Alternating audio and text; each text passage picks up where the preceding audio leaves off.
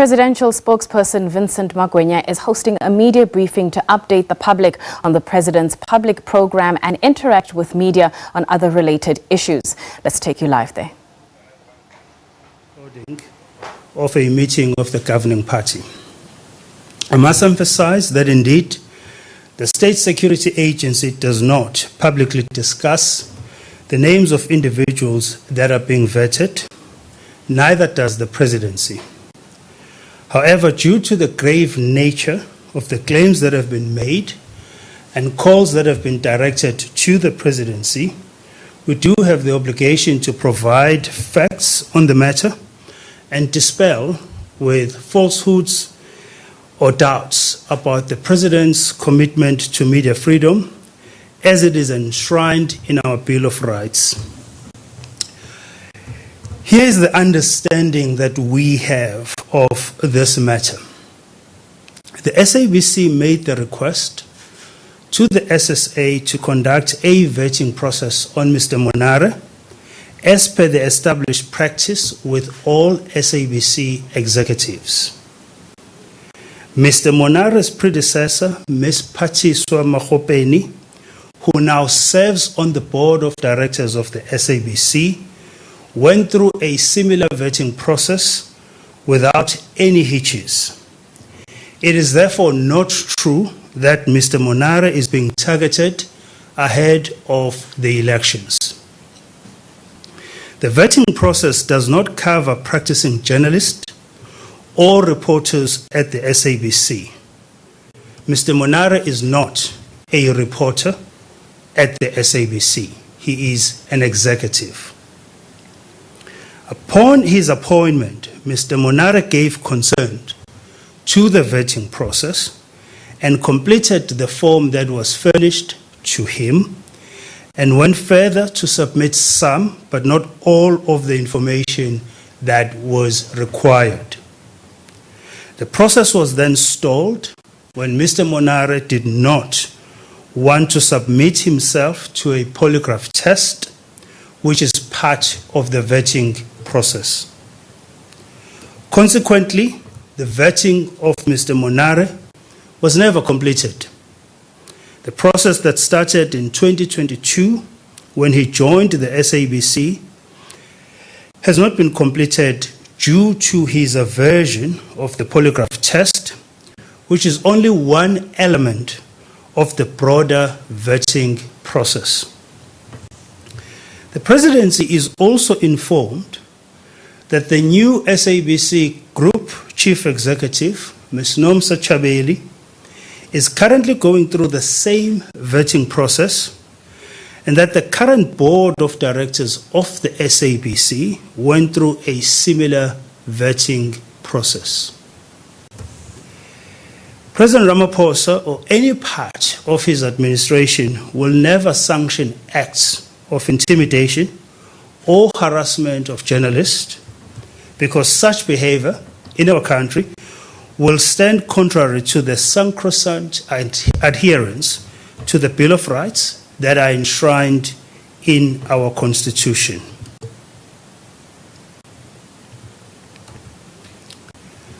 Moving on to the recently proposed BHP Billiton Anglo-American transaction, the presidency has noted with concern the emerging narrative around the proposed BHP Billiton transaction with Anglo-American.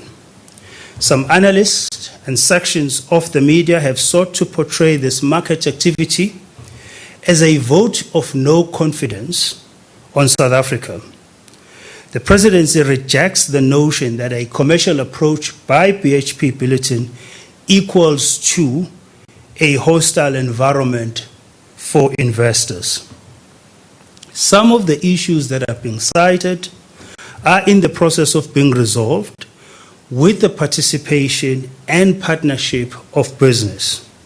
For example, in June 2023, President Cyril Ramaphosa, along with members of his cabinet and senior business leaders, agreed to establish a partnership to reverse the economic downturn and rebuild confidence in the country's trajectory. 3 priorities were identified, as undermining investor and societal confidence, namely load shedding, the challenges in the freight logistics sector, as well as crime and corruption. The Joint Initiative on Crime and Corruption, JICC, was established to drive collaborative efforts to tackle the most serious forms of crime and corruption and support government's efforts to remove South Africa off the FATF grey list. The Joint Initiative on Crime and Corruption is an example of government's commitment to work with social partners to foster a safer and a more ethical South Africa. The first successes has been to rebuild the credibility of critical state institutions involved in law enforcement. These efforts include appointing new leadership in the South African Police Service, the DCPI, also known as the Hawks, the National Prosecuting Authority, the State Security Agency, and the South African Revenue Service.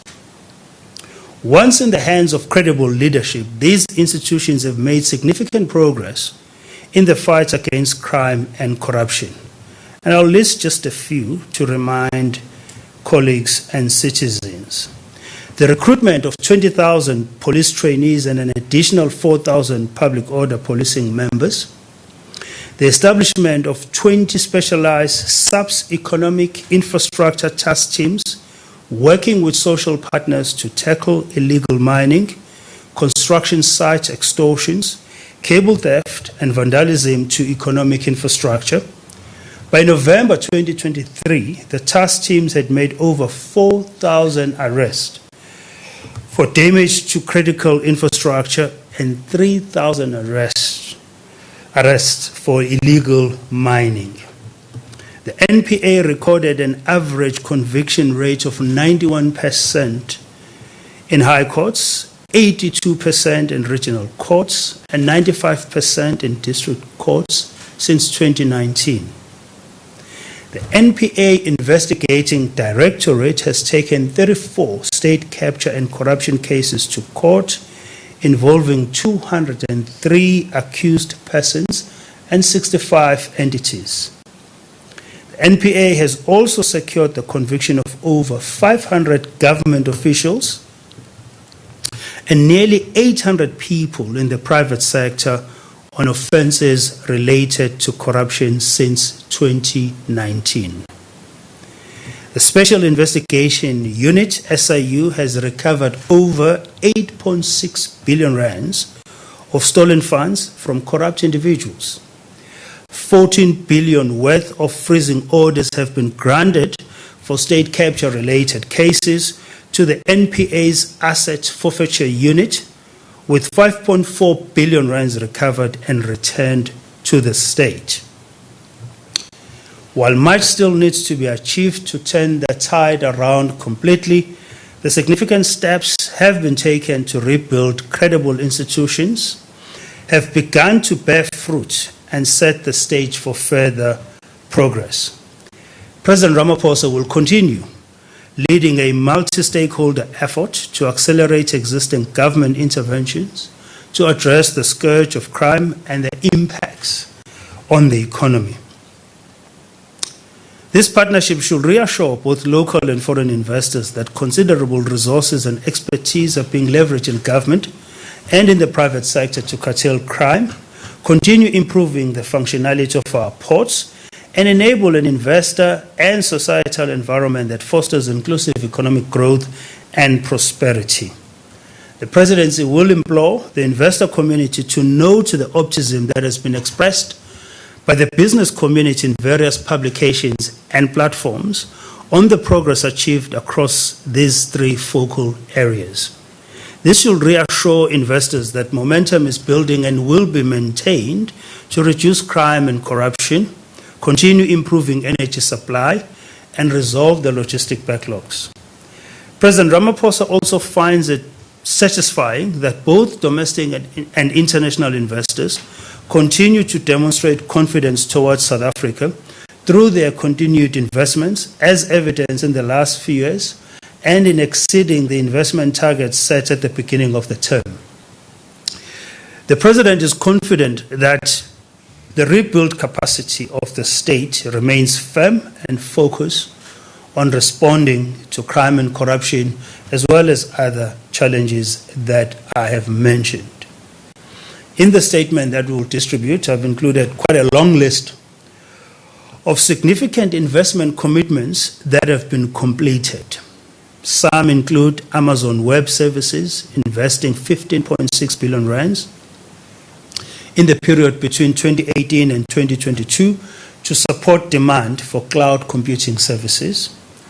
Google announced investment in its Google Cloud region in South Africa, the first on the continent in 2022, that is expected to launch this year to the tune of 2.3 billion rands. The Meta Hesto Harness facility in Guaduguza invested 1.4 billion rands. It was launched in 2022.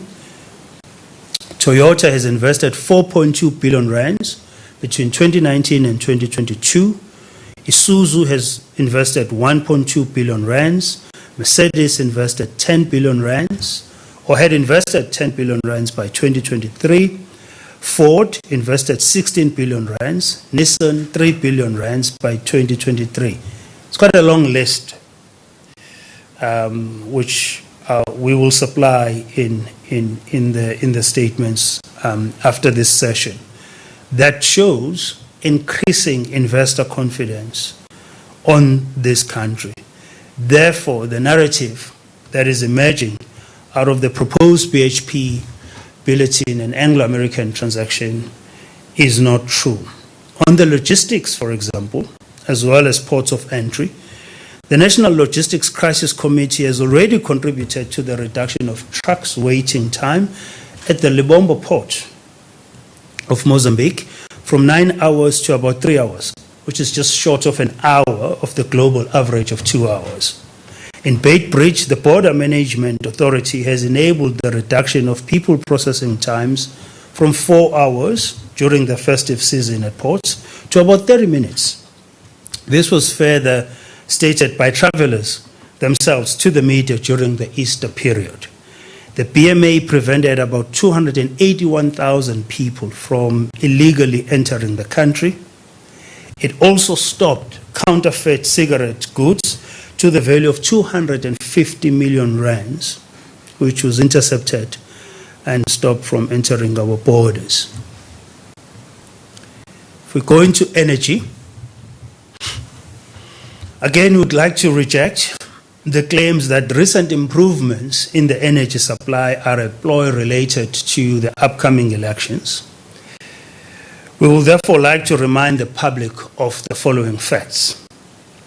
The actions taken since President Ramaphosa announced the Energy Action Plan, the EAP, in July of 2022 have had a direct impact in reducing the severity and frequency of load shedding, which was the primary objective of the plan. The EAP outlined a multi-pronged strategy to end load shedding, including improving Eskom's plant performance, accelerating the procurement of new capacity, enabling private investment in electricity generation, and supporting rooftop solar.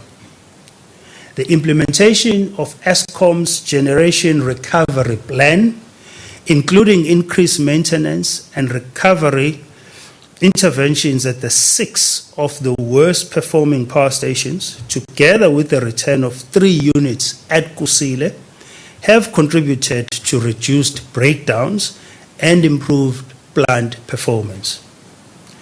Tax incentives and financing mechanisms have facilitated a rapid increase in rooftop solar, which has more than doubled to over 5,000 megawatts since the announcement of the EAP. Regulatory reforms introduced in 2021 and 2022 have unlocked massive investment in new generation capacity, with a confirmed pipeline of 136 projects, representing 22,500 megawatts. These projects have begun to connect to the grid and are alleviating the energy supply shortfall. While the energy system remains constrained, the combined impact of these interventions through the EAP is making a significant difference. We invite members of the media and the public to look at the 18th month report of the EAP, which is available in our presidency website. So that will help dispel all the myths around why is there improvement with respect to load shedding. Just one issue abroad with respect to the Freedom Flotilla that is sailing to provide humanitarian assistance. And this is happening in a particular context, notably where Israel, as the occupying power, does not provide aid while imposing its siege on Gaza. It is thus aid that the United Nations, as well as other states, and aid organizations like those on the flotilla have been forced to provide in the face of Israel's refusal to comply with its obligations under the international law as an occupying power. Just as the judges emphasize in their concurring opinion with the International Court of Justice March 28 order, Israel bears, and I quote, the primary responsibility to ensure unhindered and unimpeded access, in particular the land crossing access for the delivery of humanitarian assistance to the Palestinians in Gaza on the basis that Israel is the occupying power in the Gaza Strip and controls Gaza's land border and all its land crossing access as well as its air and maritime areas. As such, the flotilla efforts or the flotilla's efforts must be understood in the context of both the man-made humanitarian catastrophe in Gaza caused by the occupying power as well as Israel's use of starvation as a weapon of war. Any action taken to impede the passage of the Freedom Flotilla will constitute a further and egregious breach of the two binding orders of the ICJ issued to prevent irreparable harm to the rights of Palestinians protected under the 1948 Convention on the Suppression and Punishment of the Crime of Genocide, commonly known as the Genocide Convention. Moving on to the President's public program, and I'll try and run through this very quickly. Tomorrow, Tuesday, the 30th of April, the President, as the Grand Patron of the National Orders, will bestow the 2024 National Orders Awards on distinguished citizens and eminent foreign nationals who have contributed towards the advancement of democracy and have made a significant impact on improving the lives of South Africans. The National Orders are the highest awards that a country, through its president, bestows in its citizens as well as eminent foreign nationals. The president will bestow on deserving recipients the Order of Mendi for bravery, the Order of Ikamanga, the Order of the Baobab, the Order of Luthuli, the Order of Mapungubwe, and the Order of the Companions of O.R. Tambo. On the same day, on Tuesday, the President will deliver the keynote address at the annual Black Business Council Summit dinner to be held at the Radisson Hotel and Convention Center. The BBC is convened under the theme 30 Years of Democracy, Lessons Learned and Plans for the Next 30 Years.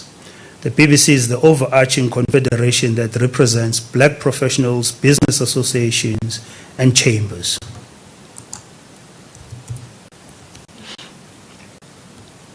On the 7th of May, on a Tuesday, the President will officially unveil 100 additional Home Affairs mobile trucks that will assist the Department of Home Affairs improve its services reach to especially remote areas.